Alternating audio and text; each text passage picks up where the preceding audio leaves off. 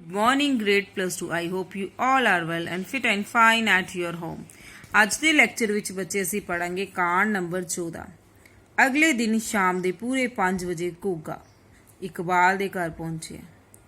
ਹੁਣ ਬੱਚੇ ਇਸ ਸਮੇਂ ਘੋਗੇ ਦੀ ਹਾਲਤ ਇਸ ਤਰ੍ਹਾਂ ਦੀ ਹੈ ਕਿ ਨਾ ਉਹਦਾ ਪੂਰੀ ਤਰੀਕੇ ਨਾਲ ਪੜ੍ਹਾਈ ਵਿੱਚ ਮਨ ਲੱਗ ਰਿਹਾ ਹੈ, ਨਾ ਉਹਦਾ ਘਰ ਮਨ ਲੱਗ ਰਿਹਾ, ਨਾ ਸਕੂਲ, ਨਾ ਕਿਤੇ ਆਲੇ ਦੁਆਲੇ ਆਪਣੇ ਦੋਸਤਾਂ ਦੇ ਸਾਕ ਸੰਬੰਧੀਆਂ ਦੇ ਨਾਲ। ਸਿਰਫ ਤੇ ਸਿਰਫ ਬੱਚੇ ਹੁਣ ਉਹਨੂੰ ਚਾਹੀਦੀ ਹੈ ਸੌਣ ਕਾਟੋ, ਪਰੰਤੂ ਉਸਨੂੰ ਸੌਣ ਕਾਟੋ ਹੁਣ ਕਿਧਰੇ ਵੀ ਨਹੀਂ ਮਿਲਦੀ। ਇਸ ਬਾਰੇ ਉਸਨੇ ਗੋਪੀ ਹੋਰਾਂ ਨੂੰ ਦੱਸ ਕੇ ਬਹੁਤ ਵੱਡੀ ਗਲਤੀ ਕੀਤੀ, ਜਿਸ ਕਰਕੇ ਉਹਦੇ ਮਨ ਵਿੱਚ ਜੋ ਇੱਕ ਵਹਿਮ ਬੜਿਆ ਸੀ ਕਿ ਕੋਈ ਸੌਣ ਕਾਟੋ ਹੈ, ਉਹ ਜਿਹੜਾ ਵਹਿਮ ਉਹਦਾ ਭਰਮ ਜੋ ਕਿ ਟੁੱਟ ਚੁੱਕਾ ਸੀ। ਇਹ ਵਹਿਮ ਉਹਨੇ ਆਪ ਹੀ ਘੜਿਆ ਸੀ ਤੇ ਆਪਣੇ ਆਪ ਹੀ ਉਹਦਾ ਵਹਿਮ ਜਿਹੜਾ ਆਪਣੇ ਇੱਕ ਸੱਚ ਬੋਲਣ ਨਾਲ ਟੁੱਟ ਗਿਆ। ਉਸਨੇ ਆਪਣੇ ਵਹਿਮ ਦੇ ਬਾਰੇ ਇਕਬਾਲ ਨੂੰ ਵੀ ਦੱਸਿਆ, ਸਤੀਸ਼ ਨੂੰ ਵੀ ਦੱਸਿਆ, ਪਰੰਤੂ ਉਸਨੂੰ ਹੱਲੇ ਵੀ ਕੁਝ ਨਹੀਂ ਸਮਝ ਲੱਗ ਰਿਹਾ ਸੀ ਕਿ ਇਹ ਵਹਿਮ ਸੀ ਕਿ ਜਾਂ ਅਸਲੀ ਦੇ ਵਿੱਚ। ਅਗਲੇ ਦਿਨ ਸ਼ਾਮ ਦੇ ਪੂਰੇ 5 ਵਜੇ ਘੋਗਾ ਇਕਬਾਲ ਦੇ ਘਰ ਪੁੱਜ ਗਿਆ। ਸਤੀਸ਼ ਵੀ ਉਸੇ ਵੇਲੇ ਪਹੁੰਚਿਆ। ਇਕਬਾਲ ਦੇ ਡੈਡੀ ਨੇ ਤਾਰੀਫ ਕੀਤੀ, ਭਾਈ ਤੁਸੀਂ ਤਾਂ ਸਮੇਂ ਦੇ ਬੜੇ ਪਾਬੰਦ ਹੋ। ਸਮੇਂ ਦੀ ਪਾਬੰਦੀ ਬਾਰੇ 2-4 ਇੱਧਰ ਦੀਆਂ ਗੱਲਾਂ ਕਰਨ ਪਿੱਛੋਂ ਇਕਬਾਲ ਨੇ ਕਿਹਾ, ਹੁਣ ਸੌਣ ਕਾਟੋ ਦੀ ਗੱਲ ਕਰੀਏ। ਡੈਡੀ, ਮੈਂ ਤੁਹਾਨੂੰ ਦੱਸਿਆ ਸੀ ਕਿ ਘੋਗੇ ਦਾ ਖਿਆਲ ਹੈ ਕਿ ਇਹਦੇ ਕੋਲ ਸੌਣ ਕਾਟੋ ਆਉਂਦੀ ਸੀ। ਉਹ ਪੜ੍ਹਾਈ ਵਿੱਚ ਇਹਦੀ ਮਦਦ ਕਰਦੀ ਸੀ। ਇਹ ਸਮਝਦਾ ਹੈ ਕਿ ਉਸੇ ਦੀ ਮਦਦ ਨਾਲ ਇਹ 6ਵੀਂ ਵਿੱਚ ਸੈਕਿੰਡ ਆਇਆ ਸੀ। ਹੁਣ ਇਹ ਕਹਿੰਦਾ ਹੈ ਕਿ ਸੌਣ ਕਾਟੋ ਇਹਦੇ ਨਾਲ ਰੁੱਸ ਗਈ ਹੈ ਤੇ ਗਾਇਬ ਹੋ ਗਈ ਹੈ। ਤੁਸੀਂ ਕਹਿੰਦੇ ਹੋ ਕਿ ਇਹੋ ਜਿਹੀ ਕੋਈ ਕਰਾਮਾਤ ਹੁੰਦੀ ਨਹੀਂ। ਬੱਚੇ, ਉਹ ਹੁਣ ਜਿਹੜਾ ਇਕਬਾਲ ਤੇ ਸਤੀਸ਼ ਉਹਦੇ ਮਨ ਦਾ ਜਿਹੜਾ ਵਹਿਮ ਹੈ ਉਹ ਦੂਰ ਕਰਨ ਲਈ ਇਕਬਾਲ ਆਪਣੇ ਉਸਨੂੰ ਪਿਤਾ ਜੀ ਕੋਲ ਲੈ ਕੇ ਜਾਂਦਾ ਹੈ। ਜੇ ਨਹੀਂ ਹੁੰਦੀ ਤਾਂ ਫਿਰ ਸੌਣ ਕਾਟੋ ਇਹਨੂੰ ਕਿਉਂ ਮਿਲਦੀ ਰਹੀ ਤੇ ਹੁਣ ਕਿਉਂ ਗਾਇਬ ਹੋ ਗਈ? ਤੇਰੇ ਸਵਾਲਾਂ ਦੇ ਜਵਾਬ ਤੈਨੂੰ ਮਿਲ ਜਾਣਗੇ। ਪਹਿਲਾਂ ਘੋਗਾ ਆਪ ਦੱਸੇ ਕਿ ਸੌਣ ਕਾਟੋ ਇਹਨੂੰ ਕਿਵੇਂ ਦਿਸਦੀ ਸੀ। ਇਕਬਾਲ ਦੇ ਡੈਡੀ ਨੇ ਘੋਗੇ ਵੱਲ ਦੇਖ ਰਹੇ ਸਨ। ਘੋਗੇ ਨੇ ਸ਼ੁਰੂ ਤੋਂ ਆਖਿਰ ਤੱਕ ਜੋ ਜਿਵੇਂ ਉਹਦੇ ਨਾਲ ਵਾਪਰਿਆ ਸੀ ਦੱਸ ਦਿੱਤਾ। ਅੰਤ ਵਿੱਚ ਕਿਹਾ, ਇਕਬਾਲ ਹੋਰੀ ਮੰਨਦੇ ਹੀ ਨਹੀਂ ਕਿ ਮੇਰੇ ਕੋਲ ਸੌਣ ਕਾਟੋ ਆਉਂਦੀ ਸੀ। ਮੈਂ ਮੰਨਦਾ ਹਾਂ ਕਿ ਸੌਣ ਕਾਟੋ ਤੇਰੇ ਕੋਲ ਆਉਂਦੀ ਸੀ ਅਤੇ ਤੇਰੀ ਮਦਦ ਕਰਦੀ ਸੀ, ਡੈਡੀ ਨੇ ਕਿਹਾ। ਇਕਬਾਲ ਤੇ ਸਤੀਸ਼ ਹੈਰਾਨ ਹੋ ਕੇ ਡੈਡੀ ਦੇ ਮੂੰਹ ਵੱਲ ਦੇਖਣ ਲੱਗੇ। ਇਕਬਾਲ ਬੋਲਿਆ, ਤੁਸੀਂ ਕੀ ਕਹਿ ਰਹੇ ਹੋ? ਇੰਜ ਕਿਵੇਂ ਹੋ ਸਕਦਾ ਹੈ?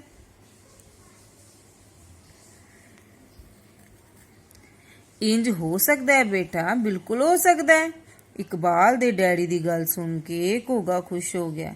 ਇਕਬਾਲ ਤੇ ਸਤੀਸ਼ ਨਾਰਾਜ਼ ਹੋ ਗਏ। ਸਤੀਸ਼ ਨੇ ਢਿੱਲੀ ਜਿਹੀ ਆਵਾਜ਼ 'ਚ ਕਿਹਾ, ਅੰਕਲ ਤੁਸੀਂ ਆਪ ਹੀ ਤਾਂ ਕਹਿੰਦੇ ਹੋ ਕਿ ਰੱਬੀ ਕਰਾਮਾਤ ਕੋਈ ਚੀਜ਼ ਨਹੀਂ ਹੁੰਦੀ।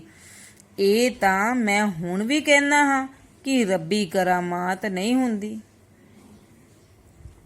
ਪਰ ਬੰਦੇ ਦਾ ਮਨ ਬਹੁਤ ਕਰਾਮਾਤਾਂ ਕਰਦਾ ਹੈ। ਇਸੇ ਕਰਕੇ ਜੋ ਕੁਝ ਘੋਗੇ ਨਾਲ ਵਾਪਰਿਆ ਸੀ ਉਹ ਵੀ ਸੱਚ ਹੈ। ਕਿਵੇਂ? ਇਕਬਾਲ ਨੇ ਪੁੱਛਿਆ। ਤੇਰੀ ਕਿਵੇਂ ਦਾ ਜਵਾਬ ਵੀ ਅੱਗੇ ਮਿਲ ਜਾਏਗਾ। ਪਹਿਲਾਂ ਮੈਂ ਘੋਗੇ ਤੋਂ ਇੱਕ ਗੱਲ ਹੋਰ ਪੁੱਛ ਲਵਾਂ। ਤੇ ਉਹ ਘੋਗੇ ਨੂੰ ਸੰਬੋਧਿਤ ਹੋਏ, ਹਾਂ ਬੇਟਾ, ਇਹ ਦੱਸ, ਤੂੰ ਕਦੇ ਸੌਣ ਕਾਟੋ ਨੂੰ ਛੂਹਿਆ ਵੀ? ਕਿ ਉਹ ਕਦੇ ਤੇਰੇ ਹੱਥ ਉੱਤੇ ਆ ਕੇ ਬੈਠੀ ਜਾਂ ਤੇਰੇ ਮੋਢੇ ਉੱਤੇ ਚੜੀ? ਨਹੀਂ ਅੰਕਲ, ਉਹ ਮੇਰੇ ਹੱਥ ਜਾਂ ਮੋਢੇ ਉੱਤੇ ਕਦੀ ਨਹੀਂ ਬੈਠੀ। ਇੱਕ ਵਾਰ ਉਹ ਮੇਰੇ ਡੈਸਕ ਤੇ ਬੈਠੀ ਸੀ। ਮੈਂ ਉਹਨੂੰ ਹੱਥ ਲਾਉਣ ਲੱਗਾ ਤਾਂ ਬਲੈਕਬੋਰਡ ਉੱਤੇ ਜਾ ਬੈਠੀ। ਉੱਥੇ ਉਹਨੇ ਕਿਹਾ, ਘੋਗੇ, ਮੈਨੂੰ ਛੂਹਣ ਦੀ ਕੋਸ਼ਿਸ਼ ਨਾ ਕਰੀ, ਮੈਂ ਤੇਰੇ ਹੱਥ ਨਹੀਂ ਆਵਾਂਗੀ। ਤੂੰ ਬਸ ਅਧਿਆਪਕ ਦੀ ਗੱਲ ਸੁਣ ਤੇ ਸਮਝ, ਹੋਰ ਕਿਸੇ ਪਾਸੇ ਧਿਆਨ ਨਾ ਲਾ। ਅੱਛਾ, ਤੇਰੇ ਡੈਸਕ ਤੋਂ ਬਲੈਕਬੋਰਡ ਤੱਕ ਇਹ ਟਪੂਸੀ ਮਾਰ ਕੇ ਗਈ ਸੀ ਜਾਂ ਭੱਜ ਕੇ ਗਈ ਸੀ? ਨਾ ਟਪੂਸੀ ਮਾਰ ਕੇ ਤੇ ਨਾ ਭੱਜ ਕੇ। ਪਹਿਲਾਂ ਇਹ ਉਹ ਡੈਸਕ ਤੇ ਨਜ਼ਰ ਆ ਰਹੀ ਸੀ, ਫਿਰ ਅੱਖ ਝਪਕਦੇ ਵਿੱਚ ਹੀ ਬਲੈਕਬੋਰਡ ਉੱਤੇ ਦਿਖਾਈ ਦੇਣ ਲੱਗੀ। ਕਈ ਵਾਰ ਉਹ ਮੈਨੂੰ ਖਿੜਕੀਆਂ ਵਿੱਚ ਬੈਠੀ ਦਿਸਦੀ ਸੀ, ਕਈ ਵਾਰ ਸਕੂਲ ਦੇ ਗੇਟ ਉੱਤੇ। ਜਾਣੀ ਜਿੱਧਰ ਨੂੰ ਤੂੰ ਦੇਖਦਾ ਸੀ ਉੱਥੇ ਤੈਨੂੰ ਨਜ਼ਰ ਆਉਂਦੀ ਸੀ। ਹਾਂ ਜੀ, ਘੋਗੇ ਨੇ ਕਿਹਾ। ਉਹ ਕਿਸੇ ਹੋਰ ਨੂੰ ਵੀ ਦਿਸਦੀ ਸੀ? ਨਹੀਂ, ਹੋਰ ਕਿਸੇ ਨੂੰ ਨਹੀਂ, ਸਿਰਫ ਮੈਨੂੰ ਹੀ ਦਿਸਦੀ ਸੀ। ਠੀਕ ਹੈ, ਹੁਣ ਤੁਸੀਂ ਤਿੰਨੇ ਜਾਣੇ ਉਸੇ ਤਰ੍ਹਾਂ ਕਰਿਓ ਜਿਵੇਂ ਮੈਂ ਕਰਾਂਗਾ, ਡੈਡੀ ਨੇ ਕਿਹਾ। ਦੱਸੋ, ਸਤੀਸ਼ ਬੋਲਿਆ। ਤਿੰਨੇ ਜਾਣੇ ਡੈਡੀ ਦੇ ਆਖੇ ਅਨੁਸਾਰ ਕੰਮ ਕਰਨ ਲਈ ਤਿਆਰ ਹੋ ਗਏ। ਡੈਡੀ ਨੇ ਕਿਹਾ, ਤੁਸੀਂ ਅੱਖਾਂ ਬੰਦ ਕਰ ਲਓ। ਤਿੰਨਾਂ ਨੇ ਅੱਖਾਂ ਮੀਚ ਲਈਆਂ। ਹੁਣ ਕਲਪਨਾ ਕਰੋ ਕਿ ਤੁਹਾਡੇ ਤਿੰਨਾਂ ਕੋਲ ਸਾਈਕਲ ਹਨ। ਜੀ ਹਾਂ, ਸਾਡੇ ਕੋਲ ਸਾਈਕਲ ਹਨ, ਇਕਬਾਲ ਨੇ ਕਿਹਾ। ਘੁੱਗੇ ਤੇ ਸਤੀਸ਼ ਨੇ ਵੀ ਹਾਮੀ ਭਰ ਦਿੱਤੀ। ਹਾਂ, ਸੋਚੋ, ਤੁਸੀਂ ਨਹਿਰ ਤੇ ਪਹੁੰਚ ਗਏ ਹੋ। ਜੀ ਹਾਂ, ਅਸੀਂ ਪਹੁੰਚ ਗਏ ਹਾਂ। ਤਿੰਨੇ ਜਾਣੇ ਵੱਖ-ਵੱਖ ਬੋਲੇ। ਹੁਣ ਤੁਸੀਂ ਨਹਿਰ ਦੇ ਕੰਢੇ ਖੜ ਕੇ ਵਗਦਾ ਪਾਣੀ ਦੇਖ ਰਹੇ ਹੋ। ਜੀ ਹਾਂ, ਅਸੀਂ ਦੇਖ ਰਹੇ ਹਾਂ। ਹੁਣ ਤੁਸੀਂ ਘਰ ਵਾਪਸ ਆ ਗਏ ਹੋ, ਅੱਖਾਂ ਖੋਲ੍ਹ ਲਓ। ਤਿੰਨਾਂ ਜਾਣਿਆਂ ਨੇ ਅੱਖਾਂ ਖੋਲ੍ਹ ਲਈਆਂ। ਇਕਬਾਲ ਦੇ ਸਾਹਮਣੇ ਬੈਠੇ ਡੈਡੀ ਮੁਸਕਰਾ ਰਹੇ ਸਨ ਅਤੇ ਕਹਿ ਰਹੇ ਸਨ, ਮੇਰਾ ਖਿਆਲ ਹੈ ਤੁਸੀਂ ਸਮਝ ਗਏ ਹੋਵੋਗੇ ਕਿ ਸਾਡਾ ਮਨ ਕਿਤਨਾ ਕਰਾਮਾਤੀ ਹੈ। ਇੱਥੇ ਬੈਠੇ ਬੈਠੇ ਤੁਸੀਂ ਮਨ ਹੀ ਮਨ ਸਾਈਕਲ ਉੱਤੇ ਨਹਿਰ ਦੇ ਕੰਢੇ ਪਹੁੰਚ ਗਏ, ਉੱਥੇ ਵਗਦਾ ਪਾਣੀ ਦੇਖ ਲਿਆ ਤੇ ਘਰ ਮੁੜ ਆਏ। ਇਹੀ ਹੈ ਮਨ ਦੀ ਕਰਾਮਾਤ। ਇਕਬਾਲ ਨੇ ਕਿਹਾ, ਪਰ ਡੈਡੀ, ਅਸੀਂ ਤਾਂ ਅੱਖਾਂ ਬੰਦ ਕਰਕੇ ਸਭ ਕੁਝ ਸੋਚਿਆ ਤੇ ਦੇਖਿਆ, ਪਰ ਘੋਗਾ ਤਾਂ ਅੱਖਾਂ ਖੋਲ ਕੇ ਹੀ ਵੇਖਦਾ ਸੀ। ਇਹ ਸਾਡੇ ਵਾਂਗ ਕਲਪਨਾ ਕਰਕੇ ਥੋੜੇ ਦੇਖਦਾ ਜਾਂ ਕਰਦਾ ਸੀ। ਤੁਸੀਂ ਵੀ ਅੱਖਾਂ ਖੋਲ ਕੇ ਕਲਪਨਾ ਕਰ ਸਕਦੇ ਹੋ। ਕਲਪਨਾ ਤਾਂ ਮਨ ਕਰਦਾ ਹੈ। ਅੱਖਾਂ ਮੈਂ ਇਸ ਲਈ ਬੰਦ ਕਰਵਾਈਆਂ ਸਨ ਤਾਂ ਜੋ ਨੇੜੇ ਤੇੜੇ ਦੀਆਂ ਚੀਜ਼ਾਂ ਤੁਹਾਨੂੰ ਇਕਾਗਰਤਾ ਤੇ ਕਲਪਨਾ ਵਿੱਚ ਵਿਘਨ ਨਾ ਪਾਉਣ। ਤਿੰਨੇ ਮੁੰਡੇ ਸੋਚੀ ਪੈ ਗਏ। ਇਕਬਾਲ ਦੇ ਡੈਡੀ ਨੇ ਅੱਗਿਓਂ ਕਿਹਾ, ਲੋ ਇੱਕ ਮਿਸਾਲ ਹੋਰ ਲੋ।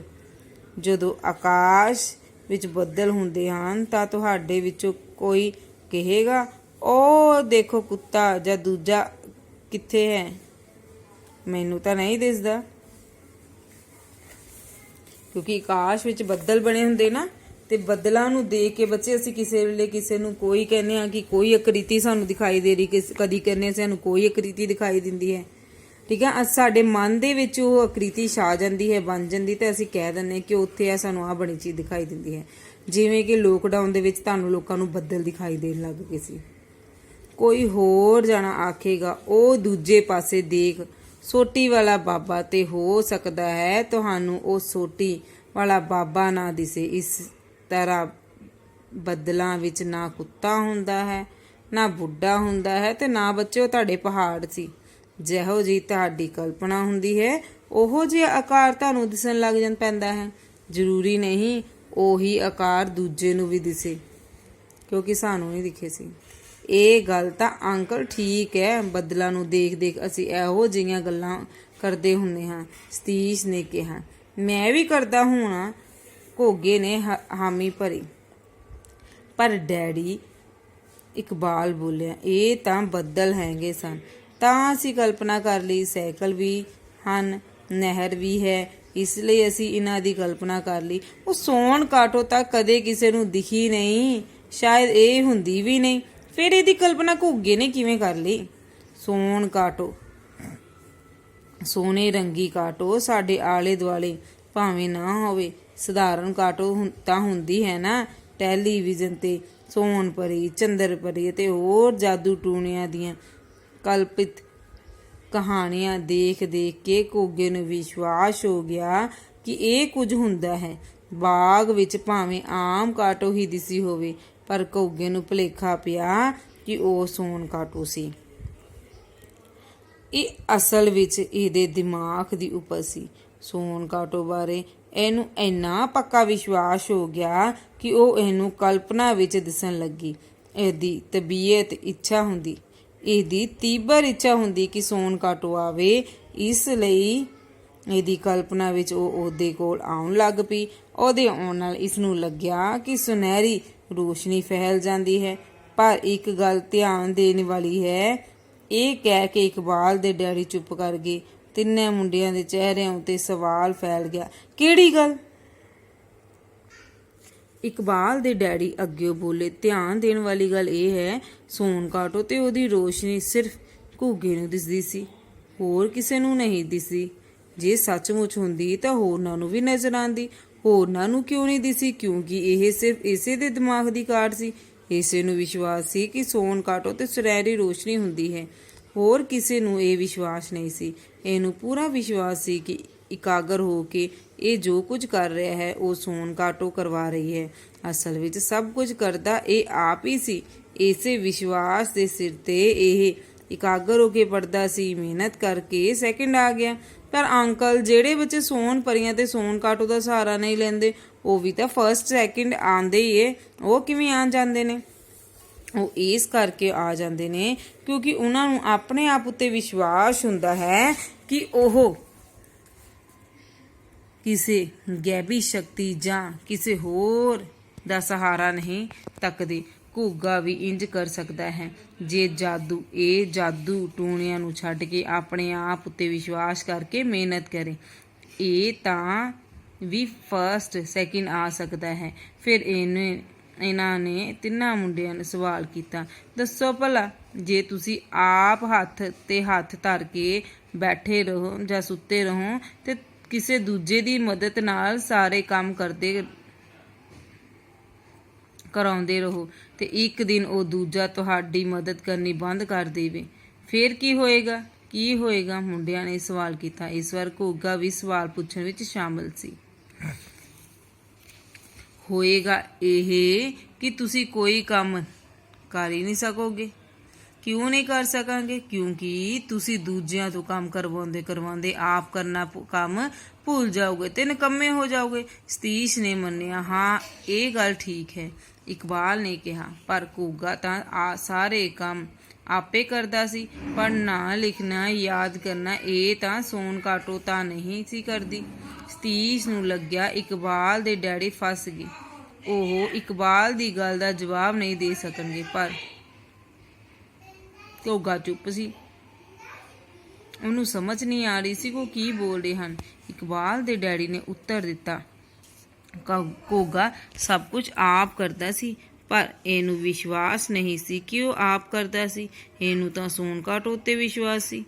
ਇਸ ਨੂੰ ਲੱਗਦਾ ਸੀ ਕਿ ਇਹਦੇ ਹੱਥੋਂ ਸਭ ਕੁਝ ਸੋਨ ਕਾਟੋ ਕਰਵਾ ਰਹੀ ਹੈ ਤੇ ਜਦੋਂ ਇਹ ਸੋਨ ਕਾਟੋ ਦਾ ਭੇਤ ਦੱਸ ਬੈਠਾ ਤਾਂ ਇਹਦਾ ਵਿਸ਼ਵਾਸ ਟੁੱਟ ਗਿਆ। ਇਹਨੂੰ ਲੱਗਿਆ ਕਿ ਹੁਣ ਸੋਨ ਕਾਟੋ ਇਹਦੀ ਮਦਦ ਨਹੀਂ ਕਰੇਗੀ, ਇਸ ਲਈ ਇਹ ਨਿਥਲ ਹੋ ਗਿਆ, ਹਥਿਆਰ ਸੁੱਟ ਬੈਠਾ। ਆਪਣੇ ਆਪ ਉੱਤੇ ਇਸ ਨੂੰ ਵਿਸ਼ਵਾਸ ਪਹਿਲਾਂ ਨਹੀਂ ਸੀ। ਆਪਣੇ ਆਪ ਉੱਤੇ ਤਾਂ ਵਿਸ਼ਵਾਸ ਇਹਨੂੰ ਪਹਿਲਾਂ ਹੀ ਨਹੀਂ ਸੀ। ਇਸ ਕਰਕੇ ਇਹ ਕਿਸੇ ਪਾਸੇ ਜੋਗਾ ਵੀ ਨਾ ਰਿਹਾ, ਨਾ ਇੱਧਰ ਦਾ ਤੇ ਨਾ ਉੱਧਰ ਦਾ। ਸਤੀਸ਼ ਤੇ ਘੁੱਗਾ ਵਿਦਾ ਹੋਣ ਲਈ ਉੱਠ ਖੜੋਤੇ। ਇਕਬਾਲ ਦੇ ਡੈਡੀ ਨੇ ਅਖੀਰਲੀ ਨਸੀਹਤ ਦਿੱਤੀ, ਦੇਖੋ ਬੇਟਾ, ਗੈਬੀ ਜਾਂ ਰੱਬੀ ਸ਼ਕਤੀ ਜਾਂ ਕਰਾਮਾਤ ਕੋਈ ਨਹੀਂ ਹੁੰਦੀ। ਜੇ ਕੋਈ ਜਾਪਦੀ ਵੀ ਹੈ ਤਾਂ ਸਾਡੇ ਆਪਣੇ ਮਨ ਦੀ ਉਪਜ ਹੁੰਦੀ ਹੈ। ਸਾਡਾ ਵਹਿਮ ਹੁੰਦਾ ਹੈ, ਭਰਮ ਹੁੰਦਾ ਹੈ। ਇਹ ਵਹਿਮ ਭਰਮ ਉਦੋਂ ਪੈਦਾ ਹੁੰਦੇ ਹਨ ਜਦੋਂ ਅਸੀਂ ਗੱਲਾਂ ਜਾਂ ਘਟਨਾਵਾਂ ਦੀ ਵਿਗਿਆਨਿਕ ਪਰਖ ਨਹੀਂ ਕਰ ਸਕਦੇ। ਜੇ ਪਰਖ ਕਰੀਏ ਤਾਂ ਸਭ ਕੁਝ ਸਪਸ਼ਟ ਹੋ ਜਾਂਦਾ ਹੈ। ਅਸਲ ਵਿੱਚ ਜੋ ਕੁਝ ਵੀ ਹੈ ਸਾਡੇ ਸਾਹਮਣੇ ਹੈ। ਕਿਸੇ ਗੈਬੀ ਸ਼ਕਤੀ ਦੇ ਭਰਮ ਭੁਲੇਖੇ ਵਿੱਚ ਨਾ ਰਹੋ। ਆਪਣੇ ਆਪ ਉੱਤੇ ਵਿਸ਼ਵਾਸ ਕਰਕੇ ਚੱਲੋ, ਕੰਮ ਕਰੋ, ਮਿਹਨਤ ਕਰੋ। ਇਸ ਤਰ੍ਹਾਂ ਤੁਸੀਂ ਹਰ ਇਮਤਿਹਾਨ ਵਿੱਚ ਸਫਲ ਹੋ ਸਕਦੇ ਹੋ, ਫਸਟ ਆ ਸਕਦੇ ਹੋ ਤੇ ਹੋਰ ਵੱਡੇ ਵੱਡੇ ਕੰਮ ਕਰ ਸਕਦੇ ਹੋ। ਇਕਬਾਲ ਦੇ ਘਰੋਂ ਮੁੜਦਿਆਂ ਘੁੱਗਾ ਮਨ ਵਿੱਚ ਕਹਿ ਰਿਹਾ ਸੀ, ਮੈਨੂੰ ਤਾਂ ਪਹਿਲਾਂ ਹੀ ਪਤਾ ਸੀ ਜੇ ਇਕਬਾਲ ਨਹੀਂ ਮੰਨਦਾ ਤਾਂ ਉਹਦੇ ਡੈਡੀ ਕਿਵੇਂ ਮੰਨ ਲੈਣਗੇ। ਸੋਨ ਕਾਟੋ ਹੈ, ਮੈਂ ਭਲਕੇ ਸੋਨ ਕਾਟੋ ਨੂੰ ਲੱਭਣ ਜਾਵਾਂਗਾ, ਉਹਨੂੰ ਮਨਵਾਵਾਂਗਾ, ਉਹ ਤੋਂ ਮਾਫੀ ਮੰਗਾਂਗਾ। ਉਹ ਜ਼ਰੂਰ ਮੰਨ ਜਾਏਗੀ ਤੇ ਵਾਪਸ ਆਏਗੀ, ਮੇਰੀ ਮਦਦ ਕਰੇਗੀ। ਮੈਂ ਸਤੀਸ਼, ਇਕਬਾਲ ਤੇ ਉਹਦੇ ਡੈਡੀ ਕੋਲ ਸਿੱਧ ਕਰ ਦਿਆਂਗਾ ਕਿ ਸੋਨ ਕਾਟੋ ਹੈ।